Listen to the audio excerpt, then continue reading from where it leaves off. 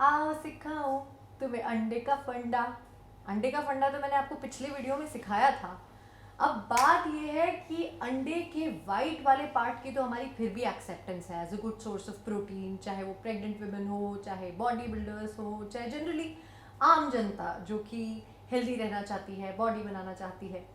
पर बात यह है कि जो अंडे का येलो पार्ट है, दैट इज एग योक, उसको लेकर हमारे दिमाग पे बहुत शक रहता है कि जो अंडे का येलो पार्ट है उसको खाएं या नहीं खाएं।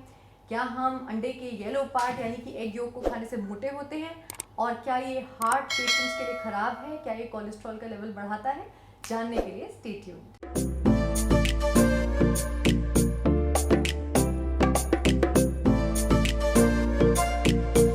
तो जी हाँ दोस्तों, हम बात कर रहे हैं अंडे की, और अंडे में भी एग योक की, अंडे के येलो पार्ट की, कि हमें अंडे का येलो पार्ट खाना चाहिए या फिर फेंक देना चाहिए। आप खुद ही डिसाइड कीजिए, मैं तो आपके साथ फैक्ट शेयर करने वाली हूँ।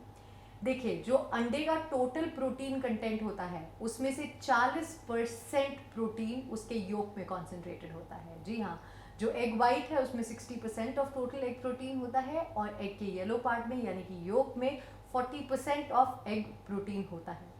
पिछले वीडियो में मैंने बात की थी the importance of vitamin A, D, E and K in the diet, कि इनके क्या फंक्शंस हैं और इन्हें खाना क्यों ज़रूरी है। तो ये जो फैट सॉल्युबल वाइटामिन्स हैं ये अंडे में एग येलो में पाए जाते हैं, एग योक में पाए जाते हैं। So egg yolk is a very significant source of vitamin A, D, E and K in the diet.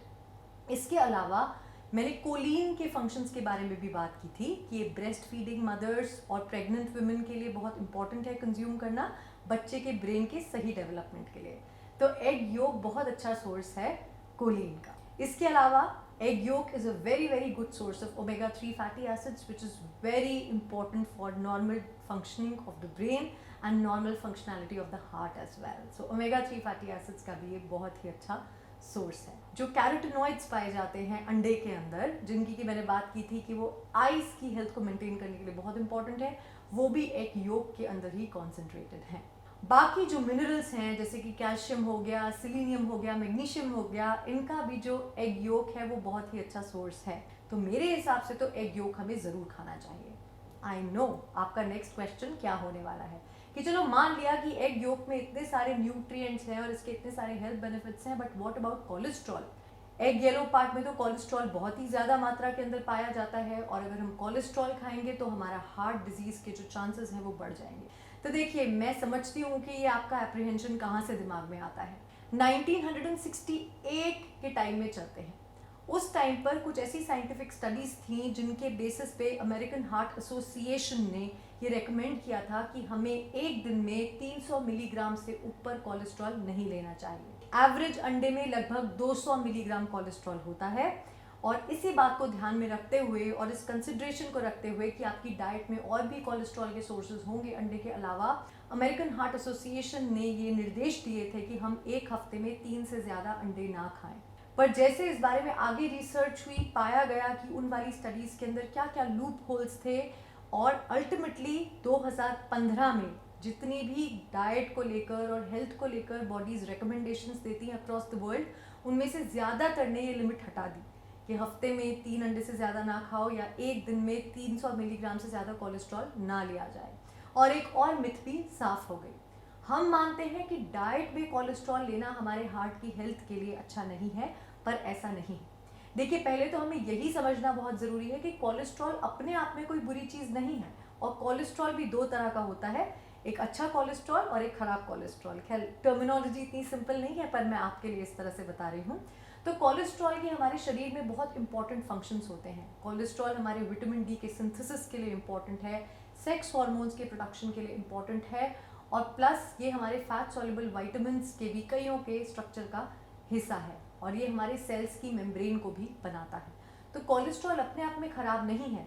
जो कोलेस्ट्रॉल का खराब कोलेस्ट्रॉल, बैड कोलेस्ट्रॉल हम बोलते हैं, एलडीएल कोलेस्ट्रॉल, उसका बहुत ज़्यादा बढ़ जाना हमारे शरीर में, वो हमारी हार्ट डिजीज़ की प्रोपेंसिटी को बढ़ाता है। तो अब ये बड़ी इंटरेस्टिंग फाइंडिंग है दोस्तों कि हमारी जो बॉडी है वो हमारे कोलेस्ट्रॉल के सिंथेसिस को बहुत अच्छे से रेगुलेट करके रखती है। अगर हम डाइट में ज़्यादा कोलेस्ट्रॉल लेते हैं तो शरीर खुद से कम कोलेस्ट्रॉल बनाता है, और अगर हम डाइट में कम कोलेस्ट्रॉल लेते हैं तो शरीर ज़्यादा बनाता है। तो अपने आप ये बैलेंस है। तो जो हमारा असली दुश्मन है ना दोस्तों, वो डाइट में कोलेस्ट्रॉल नहीं है, हमारा दुश्मन है ट्रांस फैट। ट्रांस फैट्स के लिए दोस्तों मैं एक अलग से वीडियो बनाऊंगी, पर for the purpose of this video आपको ये बता देती हूँ कि ट्रांस फैट एक अननेचुरल तरीके का फैट होता है जो कि अनसैचुरेटेड फैट में केमिकल चेंजेस से बनता है। और हमारा जितना भी जंक फूड होता है, फ्रोजन फूड होता है, प्रोसेस्ड फूड होता है, ये सारा ट्रांस फैट में बहुत ज़्यादा रिच होता है। जब हम ट्रांस फैट से युक्त खाना खाते हैं तो वो हमारे बैड कोलेस्ट्रॉल के लेवल्स को बढ़ा देता है। अब ट्रांस फैट्स में ज़्यादा कॉन्सेंट्रेशन वाला खाना कौन कौन सा हुआ, जैसे कि मैंने आपको बताया frozen foods, processed foods, packaged foods, वो कौन से होते हैं, जैसे बिस्किट्स, भुजिया, चिप्स, रस्क, ये सारी चीज़ें जो हैं वो प्रोसेस्ड फूड की कैटेगरी में आती है, पैकेज्ड फूड की कैटेगरी में। तो आप इसको खाने से जितना हो सके बचें, क्योंकि ये हमारे ब्लड में बैड कोलेस्ट्रॉल का लेवल बढ़ाता है। तो हमारा दुश्मन कोलेस्ट्रॉल नहीं, हमारा दुश्मन है ट्रांस फैट। तो अब हम वापस आते हैं कि हमें एक दिन में कितने अंडे खाने चाहिए और एक हफ्ते में कितने अंडे खाने चाहिए। तो दोस्तों इसमें मैं आपको कोई नंबर नहीं दूंगी, बस इतना रेकमेंड करूंगी कि आप कभी भी, जैसे प्रोटीन के बारे में अगर आप सोचें कि भाई मुझे अपने प्रोटीन इंटेक को अच्छा रखने के लिए अंडा खाना है, तो कभी भी सिंगल सोर्स से कोई न्यूट्रिएंट लेने की कोशिश मत कीजिए। तो ऐसा मत सोचिए कि भाई मुझे अपना प्रोटीन का इंटेक अच्छा रखना है तो मैं रोज़ अंडे खाऊं और 6-6 अंडे खा लूँ, ऐसा मत कीजिए। तो आप अंडे को सिर्फ वन ऑफ द ऑप्शंस रखिए अपनी डेली प्रोटीन रिक्वायरमेंट्स को पूरा करने के लिए, और एक डाइवर्स डाइट लीजिए, वेरीड डाइट लीजिए। तो उससे ऑटोमेटिकली ऐसा होगा कि आप ज़रूरत से ज़्यादा अंडे नहीं खा रहे होंगे। तो संडे हो या मंडे रोज़ खाओ अंडे, वेल इस पर तो मुझे डाउट है, पर हाँ अंडे को आप as a healthy source of protein, as a healthy source of so many nutrients ले सकते हैं एक बैलेंस्ड और वेरीड डाइट का हिस्सा बनाकर। तो thank you for watching guys. अगर आपको ये वीडियो यूजफुल लगा हो तो प्लीज़ शेयर कीजिए और मेरे चैनल के बारे में वर्ड भी ज़रूर स्प्रेड कीजिए। आई होप आप लोग ज़रूरत ना हो तो घर से बाहर नहीं निकल रहे होंगे and you are keeping safe and sound and happy. Stay healthy, stay happy, stay tuned. Bye bye.